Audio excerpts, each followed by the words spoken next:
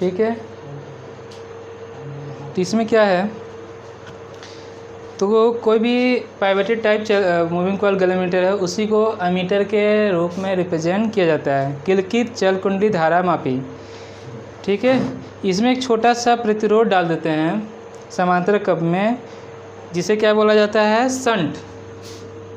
इसे क्या बोलते हैं, शंट।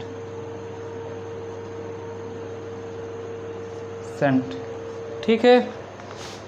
तो इस प्रबंध को, जो ये अरेंजमेंट है जिसमें संयुक्त प्रतिरोध धारा मापे की कुंडली तथा शंट दोनों के अलग अलग प्रतिरोधों से कम होता है, ठीक है।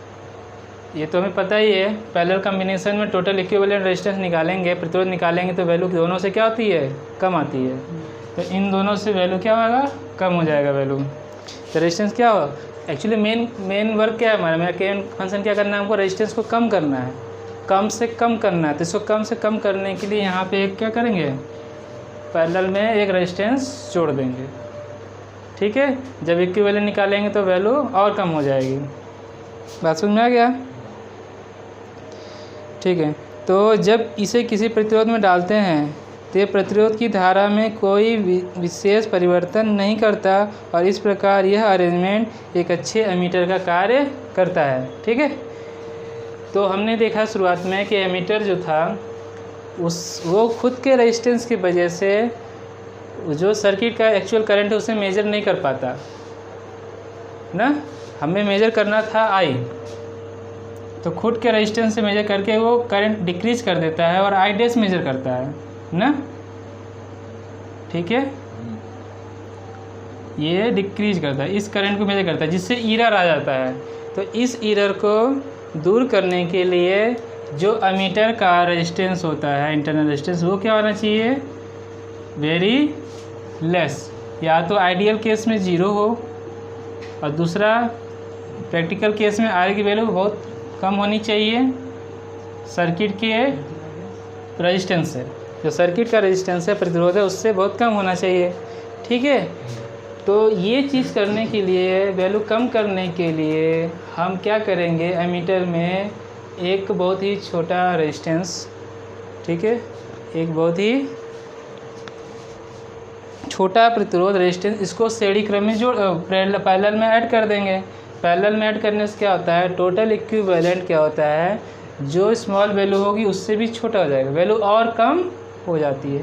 तो इससे क्या होता है, फिर ये इस परिपथ में प्रतिरोध बहुत कम हो जाता है, फिर ये परिपथ में धारा में कोई विक्षेप उत्पन्न नहीं, परिवर्तन नहीं कर पाता, धारा में फिर कोई परिवर्तन नहीं कर पाता, और फिर एक अच्छे एमीटर की तरह काम करता। अच्छे एमीटर की तरह काम करने का मेन कारण क्या है, शंट, जिसकी वैल्यू बहुत ही कम है। ये तो समझ में आ गया, ठीक, सब चीज़ें समझ में आ गई होगी, ठीक है। चलो, एक और इसका फ़ायदा क्या है शंट लगाने का। शंट लगाने से एक और लाभ होता है, शंट न तो परिपथ में पूरी धारा कुंडली में होकर जाएगी, यदि शंट नहीं है तब परिपथ की पूरी धारा कुंडली में से होके जाएगी, इसमें से होके जाएगी, ठीक है। और इस दिशा में धारा मापी द्वारा अधिक से अधिक उतने ही धारा नापी जा सकती है, जिससे कि कुंडली में पूरे पैमाने का विक्षेप जो है फुल स्केल डिफ्लेक्शन हो जाएगा। यदि हम शंट नहीं लगाते हैं, तो टोटल करंट कहाँ से मूव होके जाएगा, गैल्वेनोमीटर से होके जाएगा ना, कुंडली से होके जाएगा, मूविंग कॉइल से होके जाएगा। तो उसमें क्या होगा, ठीक है।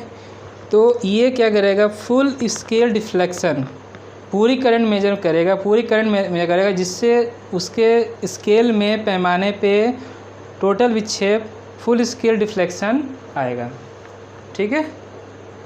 डिफ्लेक्ट होगा ना उसका स्केल, तो उस केस में फुल डिफ्लेक्शन हो जाएगा। आगे देखो, शंट के होने पर क्या होगा, धारा क्या हो, बढ़ जाएगी, धारा बढ़ जाएगी, ठीक है। तो अधिकांश भाग कहाँ से होके चला जाएगा, शंट में, जिसका रेजिस्टेंस कम है वहाँ से करंट ज़्यादा फ्लो होती है, ठीक है। ये रेजिस्टेंस कम है, यहाँ से ज़्यादा करंट फ्लो होगी। तो इसमें क्या हुआ, बहुत ही कम करंट फ्लो गया, ठीक है। तो बहुत कम करंट फ्लो हो गया तो फुल डिफ्लेक्ट नहीं होगा, फुल स्केल डिफ्लेक्शन नहीं होगा, विक्षेप पूर्ण नहीं होगा, ठीक है। तो संट से निकल जाता है। तो कुंडली का विक्षेप कुंडली में को जाने पर, ठीक है, केवल एक छोटा सा भाग ही कुंडली से होकर जाएगा और अधिकांश भाग संट से निकल जाएगा ना। कुंडली का विक्षेप कुंडली में से होकर जाने धारा के क्या होता है, अनुक्रमानुपाती, जिससे विक्षेप क्या हुआ, बहुत ही कम और अपरिपथ में पहले से कहीं अधिक धारा होने पर कुंडली में पूरे पैमाने का विक्षेप होता है। इससे संट युक्त धारामापी जो होते हैं वो कहीं अधिक मान की धारा को क्या कर सकता है, माप कर सकता है। मतलब ये है कि संट लगाने से जो मेजर करने का जो रेंज है वो बढ़ जाएगा। हम अधिक से अधिक धारा को क्या कर सकते हैं, नाप सकते हैं, ठीक है। लेकिन क्या वैसे नुकसान क्या होगा, सुग्राह्यता सेंसिटिविटी घट जाएगी, ठीक है। चलो, संट के जो रेजिस्टेंस है, प्रतिरोध है, उसका मान इसी चीज़ पे निर्धारित किया जाता है कि अमीटर किस रेंज का होगा। जिस रेंज का हमको अमीटर बनाना होगा उस के आधार पे ही इसकी वैल्यू को लिया जाता है। आगे क्या बोला है, जो करंट की धारा आई है, करंट की धारा आई है वो धारा मापी गैल्वेनोमीटर की कुंडली का प्रतिरोध G, इसका प्रतिरोध कितना लिए हैं, G, ठीक है, तथा संट का प्रतिरोध S है और धारा का IG भाग और कुंडली G में तथा शेष भाग I माइनस AG किस में फ्लो होगा, संट रेजिस्टेंस S में होकर जाएगा।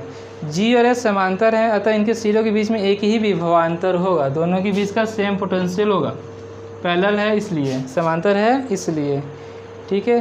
तो उसका विभव कितना IG इंटू G, इसका विभव कितना I minus IG into S, दोनों का सेम विभवांतर हो गया IG इंटू G और I minus G into S, ये दोनों का सेम विभवांतर हुआ, ठीक है। तो यहाँ से हम लोग निकाल लें, सॉल्व करके इसको सॉल्व करेंगे, IG by equal to S by S plus G आएगा, तो सॉल्व करिए, IS minus IG into S, ठीक है, IG इंटू G, इसे एक साइड ले आइए, IG equal to G plus IG into S equal to I into S, IG equal to G plus S equal to IS, ठीक है। So IG by I equal to S upon S plus G, इतना समझ में आ गया होगा आपको, ठीक है। तो IG के द्वारा पूरे पैमाने का विक्षेप हो, यदि IG के द्वारा पूरे पैमाने का विक्षेप हो तो परिपथ में धारा I होने पर पूरे पैमाने का विक्षेप होगा, ठीक है। और धारा मापी में समांतर में उपरोक्त मान का संट लगाने पर धारा मापी I एम्पियर का परास का मीटर होगा, ठीक है। उसका रेंज कितना होगा, I एम्पियर का परास होगा, रेंज कितना होगा, I एम्पियर, ठीक है। यदि एक दिए गए धारा मापी के लिए IG का मान किस पे डिपेंड करता है, प्रयोग द्वारा ज्ञात किया जा सकता है, ठीक है। तो कह रहा है कि एक एग्जांपल कंसीडर करते हैं।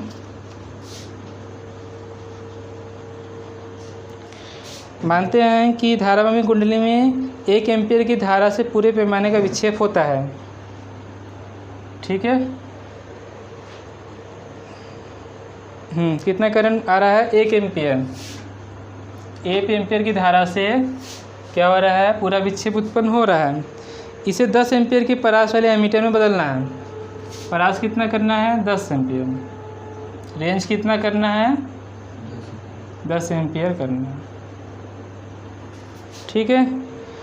और संट कितना है, ऐसा संट चाहिए जिसे परिपथ में 10 एम्पियर की धारा होने पर कुंडली में केवल 1 एम्पियर की धारा प्रवाहित हो, तो शेष संट से होकर निकल जाएगा। यानी कि IG उपरोक्त समीकरण में IG equal to 1.0 metre,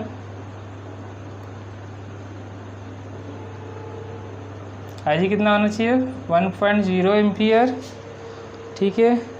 current I 10 ampere, current I 10 ampere, ठीक, ये हुआ, ठीक है। हम IG by I equal to S by S plus G find किए थे ना, I G upon I equal to S upon S plus G find किए थे। यदि इसी को क्रॉस मल्टीप्लिकेशन करें, ठीक है, तो एस इक्वल टू कितना फाइंड हो जाएगा, S equal to cross multiplication करेंगे तो एस इक्वल टू यहाँ से फाइंड करेंगे तो I G upon I minus I G into G, ये फाइंड हम कर सकते हैं, ठीक है। इसी को सिंप्लीफाई करके S equal to I G upon I minus I G into G find कर सकते हैं। तो यहाँ से एस बाई जी फाइंड करते हैं, कितना हो जाएगा 1.0 अपॉन 10 माइनस 1.0, ठीक है, इक्वल टू 1/9, ठीक है। इससे क्या पता चल रहा है, जो शंट रेजिस्टेंस है वो गैल्वेनोमीटर के रेजिस्टेंस से कितना भाग है इसका 1/9 पार्ट है ना, ठीक है। इससे क्या पता चल रहा है, जो शंट का रेजिस्टेंस है वो गैल्वेनोमीटर के रेजिस्टेंस से 1/9 भाग है। तो सारी चीज़ें समझ में आ गई होंगी।